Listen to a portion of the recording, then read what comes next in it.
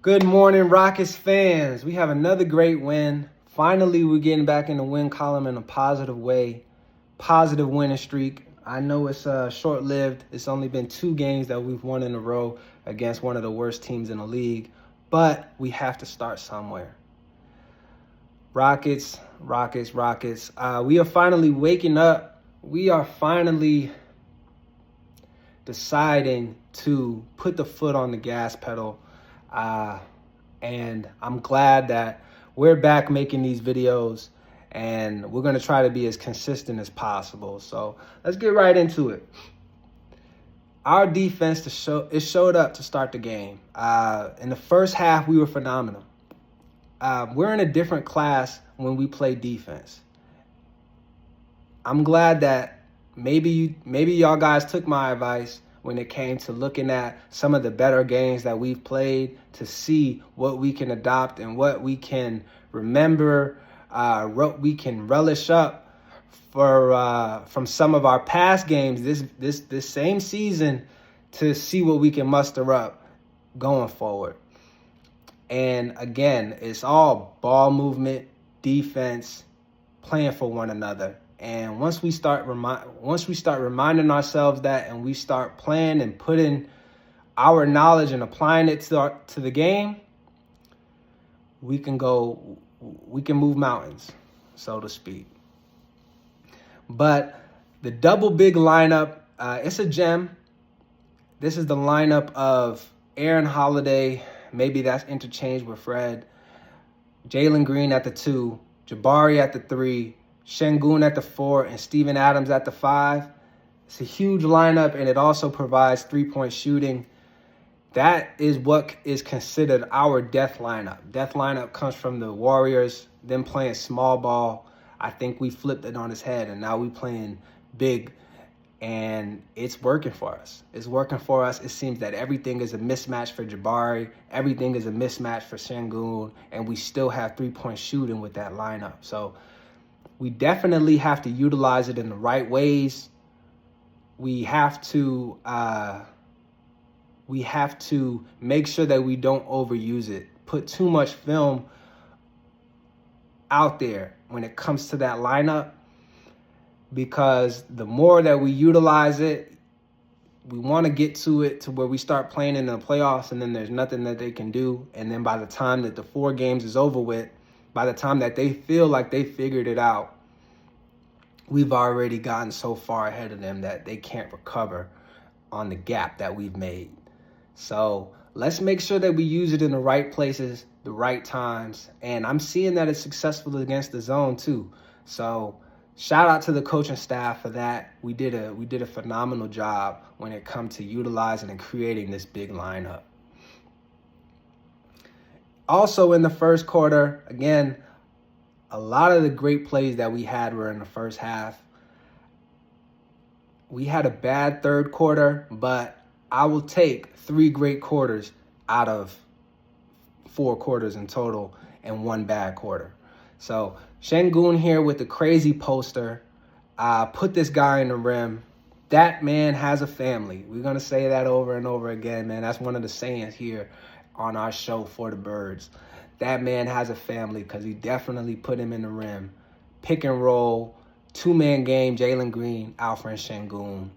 I was calling for this last year, that y'all guys get in the gym together and y'all create that chemistry, because this 2-man game that y'all are playing and that y'all are creating, y'all are cultivating, is going to be powerful for many years to come. We just signed both of y'all to huge contracts, and we want to see y'all grow together for the foreseeable future. So great job, Şengün here. Again, phenomenal first half. In the third quarter, we ended up letting our foot off the gas. When we're up big, my suggestion is that we work on the weaknesses of our game.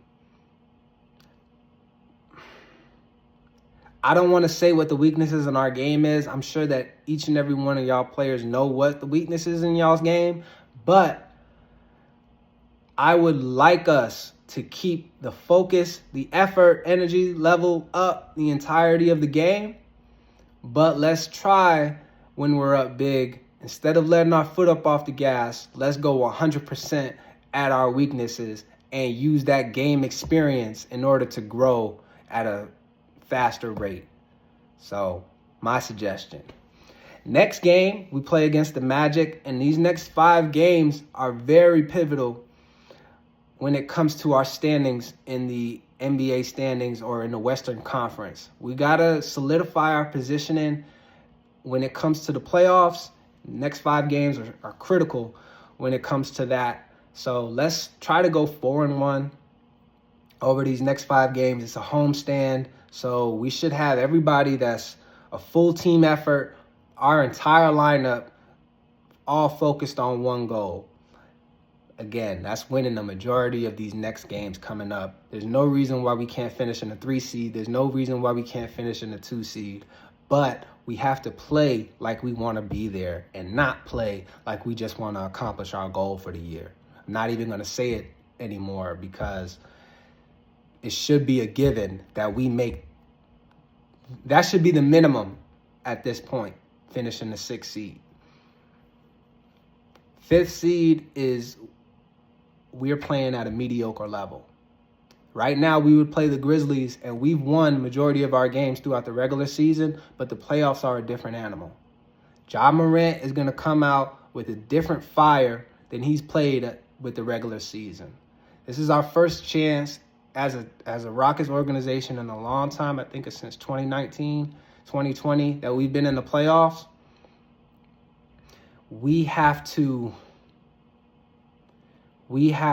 put our best foot forward and make sure that we're playing at our highest level so we can grow, so we can learn how to be consistent as a team, grow our chemistry. I'm loving the lineup change that we made. I know that was a hard decision, as I talked about the last video, taking Jabari out and putting Amen Thompson in, but he's deserving of it.